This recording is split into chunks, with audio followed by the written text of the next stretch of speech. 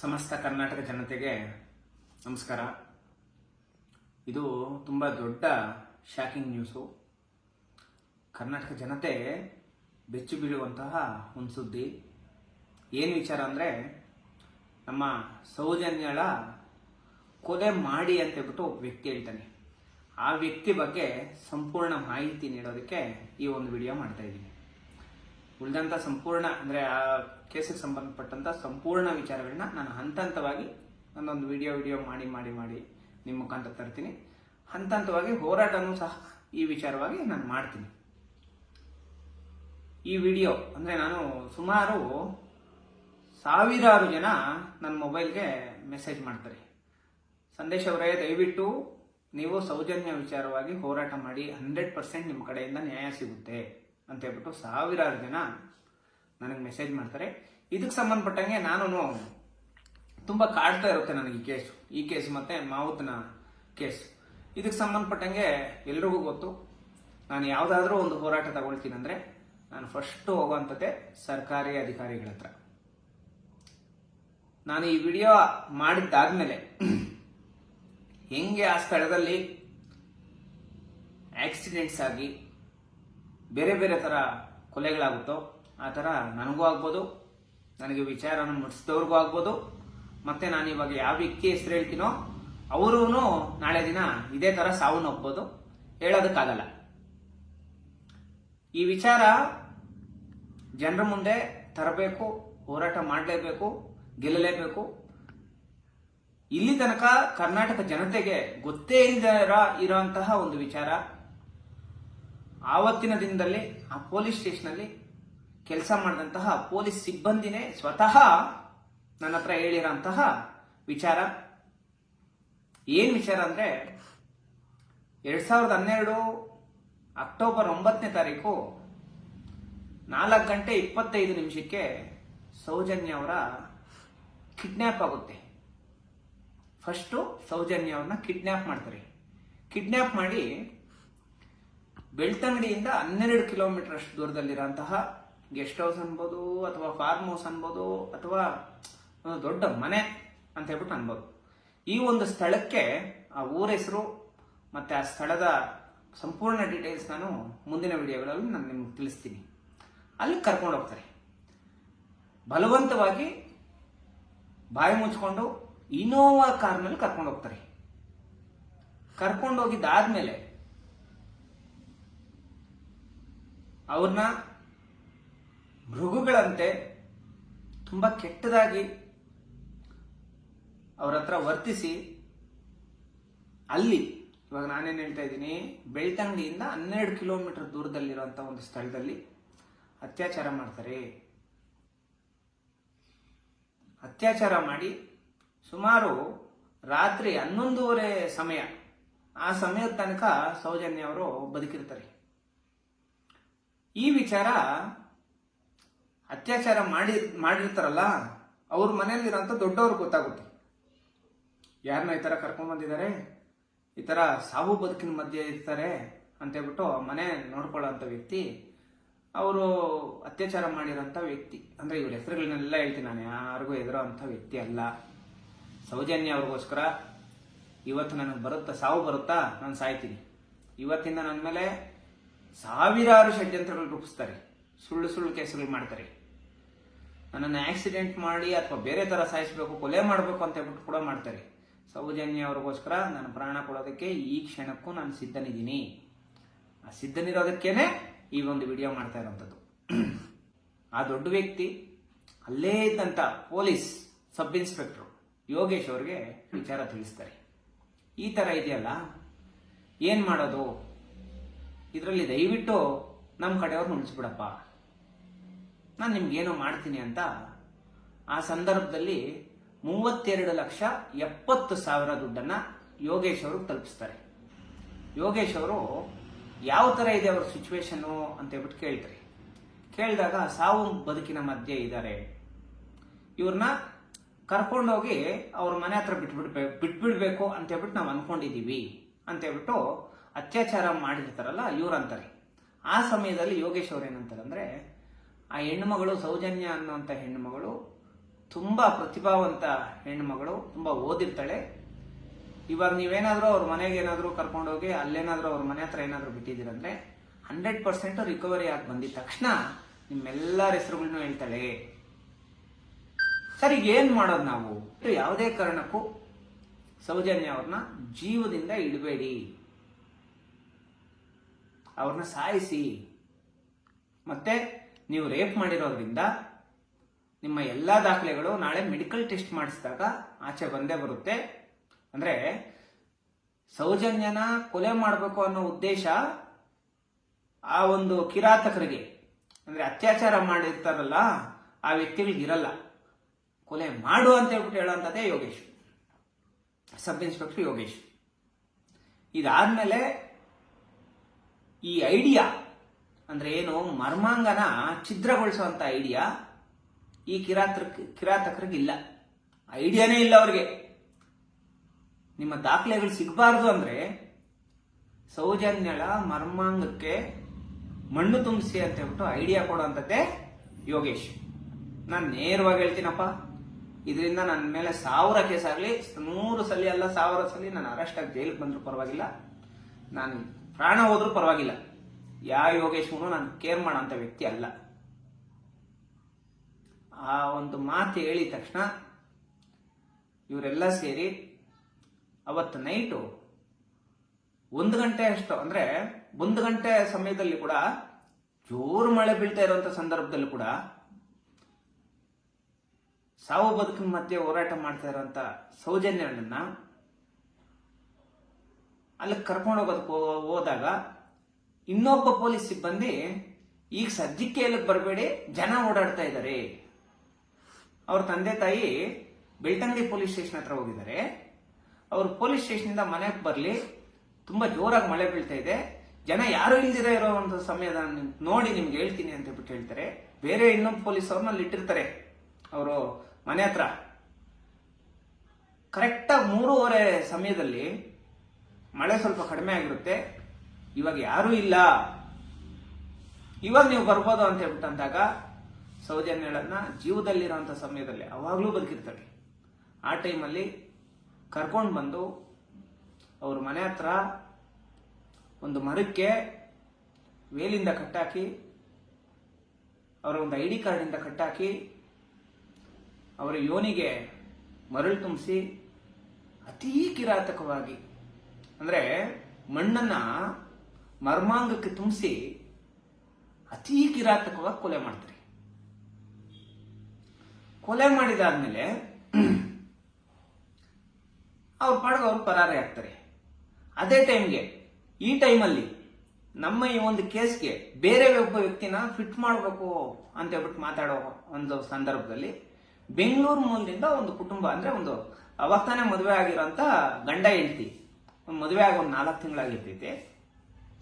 ಇವರು ಒಂದು ಪ್ಲೇಸ್ಗೆ ಹೋಗ್ತಾರೆ. ನಾನು ಹೇಳ್ತೀನಿ ಯಾವ ಪ್ಲೇಸು ಏನು ಅಂತ ಹೇಳ್ಬಿಟ್ಟು ಹೇಳ್ತೀನಿ. ಅಲ್ಲಿ ರೂಮ್ ಸಿಗಲ್ಲ ಅಂತ ಬೆಳ್ತಂಗಡಿಯಲ್ಲಿ ರೂಮ್ ಮಾಡೋಣ ಅಂತ ಹೇಳ್ಬಿಟ್ಟು ಆ ಕಡೆ ಹೋಗ್ತಾರೆ. ಪಾಪ ಬೆಳ್ತಂಗಡಿ ಕಡೆ ಹೋಗ್ತಾರೆ. ಬೆಳ್ತಂಗಡಿ ಕಡೆ ಅಂತ ಹೋಗೋ ಅಂತ ಒಂದು ಸಂದರ್ಭದಲ್ಲಿ ಆ ವ್ಯಕ್ತಿನ ಅಡ್ಡಗಟ್ಟಿ ನಿಲ್ಲಿಸಿ, ಇದೇ ಕಿರಾತಕರು ಆ ವ್ಯಕ್ತಿನ ಅಡ್ಡಗಟ್ಟಿ ನಿಲ್ಲಿಸಿ ನದಿ ಹತ್ರ ನೀನೇ ರೇಪ್ ಮಾಡಿರೋದು ಅಂತ ಹೇಳ್ಬಿಟ್ಟು ಕರ್ಕೊಂಡೋಗಿ ಸಬ್ ಇನ್ಸ್ಪೆಕ್ಟರ್ ಪೊಲೀಸ್ ಸ್ಟೇಷನ್ ಬಿಡ್ತಾರೆ. ಆ ಸಮಯದಲ್ಲಿ ಅವ್ರ ಹೆಂಡತಿ ಬೆಂಗಳೂರು ಮೂಲದಲ್ಲಿರೋಂಥವ್ರಿಗೆ ಎಲ್ಲರಿಗೂ ಫೋನ್ಗಳು ಮಾಡಿ, ಸರ್ ನನ್ನ ಗಂಡನ ಇಮಿಡಿಯೇಟ್ ಆಗಿ ಅದೇನೋ ಬೇರೆ ಸುಳ್ಳು ಕೇಸಲ್ಲಿ ಸಿಕ್ಸಿ ಕರ್ಕೊಂಡೋಗಿದ್ದಾರೆ, ದಯವಿಟ್ಟು ನಮ್ಮ ಗಂಡನ ಬಿಡಿಸಿ ಅಂತ ಹೇಳ್ಬಿಟ್ಟು ಅಂತಾರೆ. ಈ ವಿಚಾರನೂ ಅದೇ ಪೊಲೀಸ್ ಸಿಬ್ಬಂದಿನೇ ನನಗೆ ಹೇಳ್ತಾರೆ. ಹಂಗಂತ ಹೇಳ್ಬಿಟ್ಟು ಹೇಳಿದಾಗ, ಓ ಇವ್ರ ಕಡೆಯವ್ರು ಫುಲ್ಲು ಸ್ಟ್ರಾಂಗ್ ಆಗಿದ್ದಾರೆ, ಇವನ್ನೇನಾದ್ರೂ ನಾವು ಅಕಸ್ಮಾತ್ ಅರೆಸ್ಟ್ ಮಾಡ್ಬಿಟ್ರೆ ನಾವೆಲ್ಲ ಆಚೆ ಬಂದ್ಬಿಡ್ತೀವಿ, ಸುಮ್ಮನೆ ಯಾಕೆ ಅಂತ ಹೇಳ್ಬಿಟ್ಟು ಆ ವ್ಯಕ್ತಿನ ಮತ್ತೆ ಪೊಲೀಸ್ ಸ್ಟೇಷನ್ ಕರ್ಕೊಂಡ್ಬಂದು ಕೂರಿಸಿರೋಂಥ ವ್ಯಕ್ತಿನ ಕರ್ಕೊಂಡು ಅವ್ರ ಹೆಂಡತಿ ಹತ್ರ ಬಿಟ್ಬಿಡ್ತಾರೆ. ಅವ್ನು ಹೊರಟೋಗ್ತಾನೆ.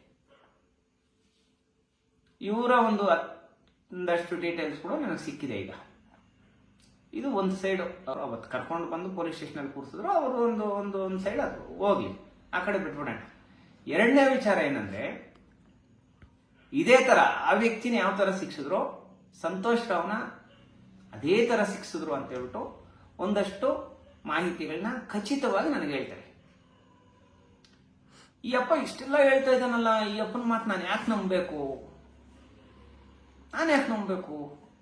ಅಂತೇಳ್ಬಿಟ್ಟು ಒಂದಷ್ಟು ಪರಿಶೀಲನೆ ನೋಡಿದಾಗ ಆ ವ್ಯಕ್ತಿ ಹೇಳ್ತಾನೆ, ಸರ್ 32,70,000 ರೂಪಾಯಿ ದುಡ್ಡಲ್ಲಿ ಅವತ್ತು ಕೆಲಸ ಮಾಡಿರೋರಿಗೆ ಎಲ್ಲರಿಗೂ ಅಂದರೆ ಮೆನ್ನು ಅಂದರೆ ಪುರುಷ ಪೊಲೀಸ್ನವ್ರಿಗೆ 50,000 ದುಡ್ಡು ಕೊಡ್ತಾರೆ. ಆ ದುಡ್ಡು ನಾನು ಗೊತ್ತಾಗ್ತಿರ ತಗೊಂಡ್ಬಿಟ್ಟಿದ್ದೀನಿ ಸರ್. ಇವತ್ತು ನನಗೆ ಊಟ ಮಾಡೋಕ್ಕಾಗ್ತಾ ಇಲ್ಲ, ಊಟ ಇಳಿತಾ ಇಲ್ಲ. ನನ್ನ ಹೊಟ್ಟೆಯಲ್ಲಿ ಒಂದು ಹೆಣ್ಣು ಮಗಳಿದ್ದಾಳೆ. ಆ ಹೆಣ್ಣು ಮಗಳಿಗಾಗಿರೋ ಪರಿಸ್ಥಿತಿ ನನ್ನ ಮಗಳಿಗಾದ್ರೆ ಏನಾಗುತ್ತೆ ಅಂತ ಹೇಳ್ಬಿಟ್ಟು ನನಗೆ ಡೈಲಿ ನೋವಾಗ್ತಾ ಇದೆ ಸರ್. ನೀವಂದರೆ ಧೈರ್ಯವಾಗಿ ಹೋರಾಟ ಮಾಡ್ತೀರಾ. ನಾನು ನಿಮ್ಮ ಹತ್ರ ವಿಚಾರ ಹೇಳ್ತಾ ಇದ್ದೀನಿ. ನಾನೇ ನೇರವಾಗಿ ಬಂದು ಮಾತಾಡ್ಬೋದು, ಆದರೆ ನನಗೆ ಫ್ಯಾಮಿಲಿ ಇದೆ. ನಾನು ಮಾತಾಡಿದ್ದು ಕೇವಲ 4 ದಿನಕ್ಕೆ ನನ್ನನ್ನು ಆಕ್ಸಿಡೆಂಟ್ ಮಾಡಿ ಸಾಯಿಸಾಕ್ತಾರೆ ಸರ್. ನಾನು ಪೊಲೀಸ, ನನ್ನ ಅಧಿಕಾರಿನ, ಅದು ಇದು ಏನೂ ನೋಡಲ್ಲ ಸರ್. ದಯವಿಟ್ಟು ಈ ವಿಚಾರದಲ್ಲಿ ಆಗಿರೋಂಥ ವಾಸ್ತವಾಂಶ ಸತ್ಯ ಇದೆ ಸರ್. ಅವ್ರಿಗೆ ಇಲ್ಲದೇ ಇರೋಂಥ ಐಡಿಯಾಗಳನ್ನೆಲ್ಲ ಕೊಟ್ಟಂಥ ಸಬ್ ಇನ್ಸ್ಪೆಕ್ಟ್ರು ಅವ್ರನ್ನ ಅಮಾನುಷವಾಗಿ ಕೊಲೆ ಮಾಡಬೇಕು ಅಂತ ಇಷ್ಟೆಲ್ಲ ಮಾಡಿ ಸೌಜನ್ಯಳ ಕೊಲೆಗೆ ಅವರೂ ಒಂದು ಆರೋಪಿ ಆಗಿದ್ದಾರೆ ಸರ್. ಅಕಸ್ಮಾತ್ ನಾಳೆ ದಿನ ಇವರ ಹೆಸರೇನಾದ್ರೂ ಆಚೆ ಬಂದ್ರೆ ಇಮಿಡಿಯೇಟ್ ಆಗಿ ಯೋಗೇಶ್ ಅವ್ರನ್ನ ಕೂಡ ಕೊಲೆ ಮಾಡ್ತಾರೆ. ಅದರಲ್ಲಿ ಯಾವುದೇ ಡಿಫ್ರೆನ್ಸ್ ಇಲ್ಲ ಅಂತ ಹೇಳ್ಬಿಟ್ಟು ಕಣ್ಣಲ್ಲಿ ನೀರು ಹಾಕೊಂಡು ನನ್ನ ಹತ್ರ ಹೇಳ್ತಾರೆ ಈ ವ್ಯಕ್ತಿ. ಕರ್ನಾಟಕ ಜನತೆಗೆ ಯಾರಿಗೂ ಈ ವಿಚಾರ ಗೊತ್ತಿಲ್ಲ. ನಾವು ಇವಾಗ ಸೌಜನ್ಯ ಪರ ಹೋರಾಟ ಮಾಡ್ತಾ ಇರೋಂತಹ ನಾವು ಮುಂದಿನ ದಿನಗಳಲ್ಲಿ ಮಾಡಬೇಕಾಗಿರೋಂಥದ್ದೇನು? ಈಗ CBI ತನಿಖೆ ನಡೆದೈತಿ. CBI ತನಿಖೆ ಯಾವ ತರ ನಡೆದಿದೆ ಅಂದ್ರೆ, ಸೌಜನ್ಯ ಕೊಲೆ ಕೇಸಲ್ಲಿರುವಂತಹ ಸಾಕ್ಷಿಗಳ ಮೇಲೆ ಮಾತ್ರನೇ ನಡೆದಿದೆ. ಪೂರ್ತಿ ಸಾವು ಯಾವ ತರ ಸಂಭವಿಸ್ತು, ಏನೇನಾಯ್ತು, ಫಸ್ಟ್ ಇಂದ ಲಾಸ್ಟ್ ತನಕ ಯಾರ್ಯಾರಿದ್ದಾರೆ ಈ ಕೇಸಲ್ಲಿ, ಇದಕ್ಕೆ ಸಂಬಂಧಪಟ್ಟಂಗೆ CBI ತನಿಖೆ ನಡೆದಿಲ್ಲ. ಸಂಪೂರ್ಣ ಕೇಸನ್ನ CBI ತನಿಖೆ ಮಾಡಬೇಕು. ಅಥವಾ ಈ ಒಂದು ವಿಚಾರವಾಗಿ ಹಂತವಾಗಿ ಬಾವಿಯಲ್ಲಿ ಬಿದ್ದು ಸಾಯುವಂಥದ್ದು, ರಸ್ತೆ ಅಪಘಾತಗಳಲ್ಲಿ ಸಾಯುವಂಥದ್ದು, ನೇಣು ಹಾಕೊಂಡು ಸಾಯುವಂಥದ್ದು, ಈ ಎಲ್ಲಾ ಕೇಸುಗಳಲ್ಲಿನೂ ಟ್ರಾನ್ಸಾಕ್ಷನ್ ಆಗುವಂಥ ದುಡ್ಡು 182 ಕೋಟಿ ರೂಪಾಯಿ 182 ಕೋಟಿ ರೂಪಾಯಿ ಟ್ರಾನ್ಸಾಕ್ಷನ್ ಆಗ್ತೈತಿ. ಇಲ್ಲ ಒಂದು CBI ತನಿಖೆ ಯೋಗೇಶ್ ಅವ್ರ ಮೇಲೆ ಆಗ್ಬೇಕು. ಆಯಪ್ಪನೇ ಕೊಲೆ ಮಾಡು ಅಂತ ಹೇಳಿರೋಂಥದ್ದು ಮರ್ಡರ್ ಕೇಸು ಯೋಗೇಶ್ ಮೇಲೇನೆ ಆಗ್ಬೇಕು. ಎರಡನೇ ವಿಚಾರ ಏನಂದ್ರೆ, ಇಷ್ಟೆಲ್ಲ ಕೋಟ್ಯಾಂತರ ರೂಪಾಯಿ ದುಡ್ಡು ಅವ್ಯವಹಾರ ಆಗಿರೋದ್ರಿಂದ ಈ ಕೇಸನ್ನ ED ತನಿಖೆಗೆ ಒಪ್ಪಿಸಬೇಕು. ಈ ಎರಡಕ್ಕೂ ನಾವು ಬೃಹತ್ ಹೋರಾಟಗಳು ಮಾಡ್ತಾ, ಹಂತವಾಗಿ ಹೋರಾಟಗಳು ಮಾಡ್ತಾ, CBI ಮರು ತನಿಖೆ ಆದ್ರೂ ನಾವು ಗೆದ್ದಂಗೆ, ಅಥವಾ ED ಅವ್ರ ತನಿಖೆ ಮಾಡಿದ್ರು ನಾವು ಗೆದ್ದಂಗೆ. ಈ ವಿಡಿಯೋ ಮಾಡಿ ನನಗೆ 1000 ಆಗ್ಲಿನಪ್ಪ, ಐ ಡೋಂಟ್ ಕೇರ್. ನಾನು ಯಾರ ವಿಚಾರ ನೋಡಿ ನನಗೆ ಬಳಸಿರೋಂಥದ್ದು ಜಸ್ಟ್ ಯೋಗೇಶ್ ಅವರ ಹೆಸರು ಮಾತ್ರನೇ. ನೆಕ್ಸ್ಟ್ ವಿಡಿಯೋದಲ್ಲಿ ಯಾವ ಪ್ಲೇಸಲ್ಲಿ ರೇಪ್ ಮಾಡ್ತಾರೆ, ರೇಪ್ ಮಾಡಿರೋಂಥ ಸ್ಥಳದಲ್ಲಿ ಯಾರ್ಯಾರು ಇರ್ತಾರೆ, ಪೊಲೀಸ್ನವರು ಮಾಡಿರೋಂತಹ ಅಷ್ಟೊಂದು ಕ್ರಿಮಿನಲ್ ಕೆಲಸಗಳು ಏನೇನು, ಮತ್ತೆ ಮಾವುತನ ಕೇಸಲ್ಲಿ ನಡೆದಿರೋಂಥದ್ದು ಏನೇನು, ಈ ಎಲ್ಲ ಸಂಬಂಧಪಟ್ಟಂತ ವಿಚಾರನ ನೆಕ್ಸ್ಟ್ ವಿಡಿಯೋದಲ್ಲಿ ನಾನು ಮಾಡ್ತೀನಿ. ನಾನು ಈ ಹೋರಾಟದಲ್ಲಿ ಈಗ ಭಾಗಿಯಾಗಿದ್ದೀನಿ. ಎಲ್ಲ ಹೋರಾಟಗಾರರು ಹೋರಾಟ ಮಾಡಿರೋಂಥದ್ದು ಯಾವುದೇ ಕಾರಣಕ್ಕೂ ವ್ಯರ್ಥ ಆಗಲ್ಲ. ಸತ್ಯ ಅನ್ನೋದು ತುಂಬಾ ಕಷ್ಟ.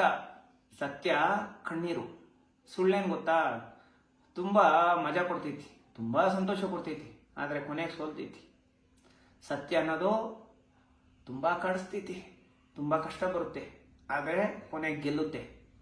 ಈ ಹೋರಾಟದಲ್ಲಿ ನನ್ನ ಪ್ರಾಣ ಅಲ್ಲಪ್ಪ. ಹೋರಾಟ ಮಾಡ್ತಾ ಇರೋಂಥವ್ರು ಎಲ್ಲಾರ ಪ್ರಾಣ ಹೋದ್ರೂ ಪರವಾಗಿಲ್ಲ.